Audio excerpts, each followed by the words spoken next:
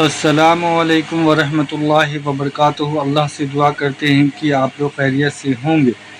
امام حسین علیہ السلام پر کوئی ظلم نہیں ہوا۔ رپلائی ٹو مفتی طارق مسعود صاحب آن واقعہ ایک کربلا بائی انجینئر محمد علی مرزا صاحب۔ تو یہ جو کربلا کا جو معاملہ ہے اس سے ریلیٹڈ کچھ جو ہے مفتی طارق مسعود صاحب نے کچھ بیان کیا ہے، اور اس کے جواب میں علی مرزا نے بھی کچھ باتیں بولی ہیں۔ اور یہ جو آ رہا ہے کہ امام حسین علیہ السلام پر کوئی ظلم نہیں ہوا، تو یہ کیا معاملہ تھا اور کیا یہ بتانا چاہ رہے ہیں، تو آپ دونوں کی باتیں سنیں اور اللہ سے یہی دعا کریں کہ اللہ امام حسین علیہ السلام پر جو بھی واقعہ ہوا تھا اللہ سے بہتر کوئی نہیں جانتا، اور جو وہاں پر جو لوگ بھی ان کے ساتھ شامل تھے کربلا میں، ان کو بھی بالکل اس بات کی خبر ہوگی کہ کیا معاملہ تھا۔ اور یہ جو مفتی طارق مسعود صاحب اور انجینئر محمد علی مرزا نے اپنی باتیں رکھی ہیں، تو آئیے دیکھتے ہیں کہ کیا بتانا چاہ رہے ہیں اور کیا معاملہ تھا، اور اللہ سے یہی دعا کرتے ہیں کہ اللہ ہم سب کو جو ہدایت کا راستہ ہے اس پر چلائے، اور اگر ہمیں بولنے اور سننے میں کوئی غلطی ہو جائے تو اللہ معاف کر دے، آمین ثم آمین۔ یہ جو کربلا کے واقعات میں جو ظلم کی داستانیں اضافی بیان کی جاتی ہیں، اس کا مستند تاریخی روایات سے کوئی ثبوت بولو بھائی نہیں۔ اب لوگوں نے اپنی دکانیں چمکا لی ہیں، پانی نہیں تھا، کئی دنوں سے کھانا نہیں ملا۔ صحیح روایات سے ثابت ہے کہ حضرت حسین رضی اللہ تعالیٰ عنہ کربلا کے میدان میں وضو کر کے نماز پڑھتے تھے، تو پانی تھا تو، اور بعض نے یہ کہا کہ اہل بیت کی عورتوں کی عزتیں اچھالی گئی ہیں۔ آپ اس طرح کی باتیں کر کے اہل بیت سے محبت کا اظہار کر رہے ہو یا ان کی توہین کر رہے ہو؟ بولو بھائی، اگر کوئی عزت دار پاک دامن عورت ہو، بالفرض اس کی عزت پہ ڈاکہ ڈلتا ہے، بالفرض، تو آپ اس بات کو چھپاؤ گے نا، آپ جھوٹ بولو گے، بولو گے نہیں بھائی اس کی عزت پہ کوئی آنچ نہیں آئی ہے۔ کیونکہ جب عورت کی عزت کو آپ کوئی تار تار کر دے اور آپ ممبر پہ بیٹھ کے اس کو بتا دو، تو وہ عزت تار تار ہونے سے اتنی بے عزتی نہیں ہوگی جتنی اس بات کو بیان کرنے سے اس کی بے عزتی ہوگی۔ اب کربلا میں جو واقعہ ہوا ہے، جس کو یہ ذاکر بڑا رو رو کے 2-3 گھنٹے لوگوں کو مرثیے پڑھ کر رلاتے ہیں، تو اس وقت 72 آدمی تھے حضرت حسین کے ساتھ، مقابلے میں یزید کی فوجیں تھی ابن زیاد کی قیادت میں۔ اب آپ کے تو سارے شہید ہو گئے، باقی صرف خواتین بچی یا زین العابدین بچے، وہ بیمار تھے، وہ بھی خیمے کے اندر تھے، اور خواتین اہل بیت تھی، وہ تو پردے سے باہر نہیں نکلی۔ تمہیں یہ روایات جو ملی ہیں، یہ راوی کون ہے؟ اگر یہ یزید کی فوج کا ہے تو اس بدبخت کی روایت کا اعتبار کیا ہے؟ اور اگر حسینی ہے تو حسینی تو کوئی بچہ ہی نہیں، تو روایت کس نے کی ہے؟ یہ سارا قصہ انہوں نے جھوٹ بنایا ہوا ہے، اس میں کوئی شک نہیں کہ حضرت حسین مظلوم شہید ہو گئے، لیکن باقی یہ رنگ بازی جو دی ہے نا انہوں نے، نعوذ باللہ ثم نعوذ باللہ۔ علی بھائی، پہلا سوال آیا کہ امام حسین علیہ السلام کو شہید کرتے ہوئے جو زخم لگے، ان کی جو گنتی شیعہ ذاکرین کی طرف سے بتلائی جاتی ہے، ان کی کیا حقیقت ہے؟ سنیوں کا موقف کیا ہے کہ حسین علیہ السلام پر کتنے مظالم ہوئے تھے؟ شیعہ ذاکرین کا تو مجھے نہیں پتا، لیکن لاجیکلی سپیکنگ جب ہزاروں کے لشکر میں ایک شخص گھس جائے اور تلوار سے کوئی شخص اس کا مقابلہ نہ کر سکے، وہ ایسی تلوار چلائے، اور اس کے ہاتھ میں وہ تلوار ہے جو رسول اللہ کی تلوار ہے۔ بخاری مسلم دونوں میں حدیث ہے، امام زین العابدین جب شام سے واپس آئے تو ان کے پاس نبی علیہ السلام کی وہ تلوار تھی جو حضرت حسین کی شہادت کے بعد ان کے پاس آ گئی۔ امام سجاد جو کہ بیٹے تھے، تو مسور ابن مخرمہ آئے، انہوں نے کہا حضرت یہ آپ مجھے دے دیں، مجھے لگتا ہے کہ یہ حکمران آپ پہ غالب آ جائیں گے، آپ سے چھین لیں گے۔ ان کا میں یہ نہیں دوں گا۔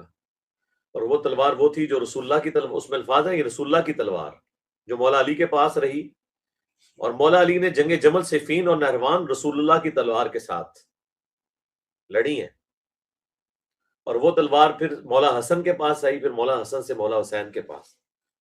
کربلا بھی مولا حسین نے اس تلوار کے ساتھ لڑی ہے، وہ رسول اللہ کی تلوار تھی صلی اللہ علیہ وسلم۔ دیکھ لیں جی کس تلوار کے خلاف کون لوگ کھڑے ہوئے ہیں۔ تو وہ کوئی سامنا کر تو نہیں سکتا تھا لڑائی میں، تو پھر تیر انداز مقرر کیے گئے سینکڑوں کی تعداد میں، جنہوں نے آپ پہ تیر چلائے، بولے اعوذ باللہ تعالی، یہاں تک کہ آپ زخموں کی تاب نہ لا کر زمین پر گر پڑے، پھر جا کے تلوار کے ذریعے وار کیا گیا اور آپ کا سر کاٹا گیا، بولے اعوذ باللہ تعالی۔ ان لوگوں پہ اللہ کی لعنت، اللہ کے فرشتوں کی لعنت، تمام لعنت کرنے والوں کی لعنت، جنہوں نے حسین ابن علی کے ساتھ یہ کیا۔ اور اور پھر وہ جو صحیح بخاری میں 3748 ہے کہ پھر وہ سر کاٹ کے عبید اللہ ابن زیاد کے سامنے تشت پہ رکھا گیا اور وہ چھڑی مارنے لگا اور ان کے حسن میں کرام کیا. تو انس ابن مالک نے کہا کہ سب سے زیادہ رسول اللہ کے ہم شکل حسین ابن علی تھے. صحیح بخاری 3748. تو میں بہت بڑا جملہ بولنے لگا ہوں. شیعہ ذاکرین جو کچھ بیان کر رہے ہیں نا حضرت حسین کی شہادت اور ان کو لگے ہوئے زخم، ریالٹی اس سے بھی زیادہ ہولناک ہے. جب سینکڑوں لوگوں کے تیر چلائے جائیں تو جسم میں کوئی 1 انچ بھی جگہ باقی نہیں رہے گی کہ جہاں پہ سیدنا حسین ابن علی کو زخم نہ لگے. تو میں تو کہتا ہوں اس سے زیادہ زخم ہے جتنا وہ بیان کرتے ہیں. جی نیکسٹ. جی علی بھائی اگلا سوال آیا ہے کہ علی بھائی کیا امام حسین علیہ السلام کربلا قبر مبارک میں صرف ان کا جسم مبارک ہے یا گردن مبارک بھی ساتھ میں ہے؟ کیا آپ بھی حسین علیہ السلام کی قبر پر جائیں گے؟ دیکھیں جی مجھے تو یہ تفصیلات نہیں پتا کہ ان کا سر مبارک ہے یا جسم مبارک، کیونکہ سر اور جسم کو الگ کر دیا گیا تھا. تو بہرحال قبر تو عموماً وہی شمار کی جاتی ہے جس میں سر دفن ہو. تو کیونکہ سر تو آپ کو پتا ہے پھر عبید اللہ ابن زیاد اور پھر شام تک لے جایا گیا تھا. اور پھر باقی حسین علیہ السلام کی قبر پہ جی کیوں نہیں جائیں گے. مجھے آفر بھی کافی دفعہ ہوئی اس حوالے سے جو قافلے جا رہے ہوتے ہیں، لیکن اب تو سیکیورٹی ایشوز ہیں تو اب تو میں رسول اللہ کی قبر مبارک پہ بھی شاید نہ جا سکوں.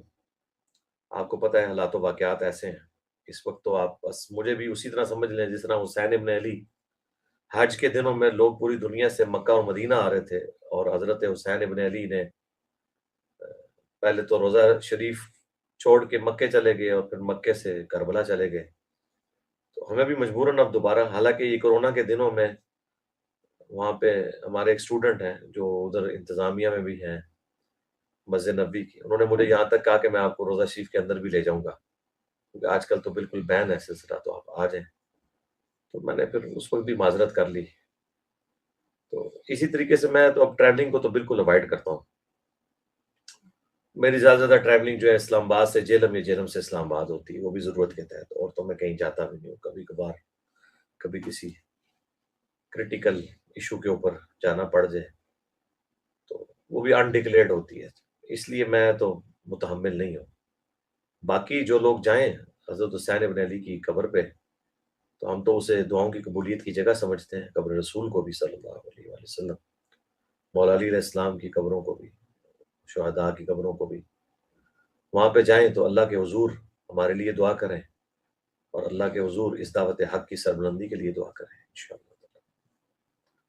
جی نیکسٹ.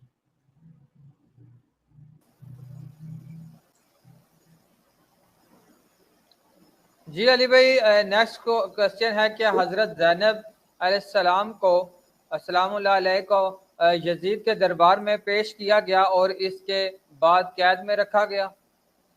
بس یزید کے دربار میں جب پیش کیا گیا اور ان کے خطبے کی جو ہیبت تھی اس کے بعد الٹیمیٹلی یزید کو پھر ان کو روانہ کرنا پڑا. پھر وہ مدینہ شریف واپس آ گئی تھی. امام سجاد انہی کے ساتھ آئے تھے. بخاری مسلم میں ذکر موجود ہے نا کہ مقتل حسین سے جب شام سے واپس آئے امام زین العابدین تو ظاہر ہے پھر بعد میں مدینہ شریف آ گئے تھے. اور امام زین العابدین تو خیر مدینہ شریف میں ہی فوت ہوئے، ان کی قبر مبارک بھی وہیں پہ موجود ہے. وہ اکٹھی قبریں تھیں، ان کے اوپر ایک بہت بڑا گنبد بھی تعمیر کیا ہوا تھا. سیدہ فاطمہ کی قبر مبارک، اس کے ساتھ سیدنا حسن ابن علی کی قبر، اور اس کے ساتھ پھر امام زین العابدین کی اور امام باقر علیہ السلام کی. یہ قبریں ترتیب سے ہیں، اکٹھی ہیں. بقی غرقت کے قبرستان میں انٹر ہوتے ہی رائٹ پہ آپ دیکھیں گے ایک کافی زیادہ جھمگٹا لگا ہوتا ہے لوگوں کا، باہر سے زنجیر سے روکا ہوا ہوتا ہے، وہ ساری وہاں پہ قبریں تھیں. تو باقی سیدہ زینب جو ہے ان کی قبر پھر شام میں، کیونکہ پھر بعد میں شام شفٹ ہو گئی تھی. تو بعد میں ان کو دربار میں پیش کرنے کے بعد شاید چند ایک دن رکھا ہو، اتنی تفصیلات تو مجھے نہیں پتا، لیکن یہ الٹیمیٹلی کہ انہوں نے پھر ان کو وہاں سے روانہ کر دیا تھا. ظاہر ہے کہ پھر وہ زیادہ عرصہ تو ایسے نہیں رکھا جا سکتا تھا. تو ایک ریونج والا معاملہ بھی تھا. اور پھر وہ دیکھیں نا بعد میں آیا نا مختار سقفی، پھر بعد میں آیا نا اور اس نے پھر بدلہ لیا. جی نیکسٹ.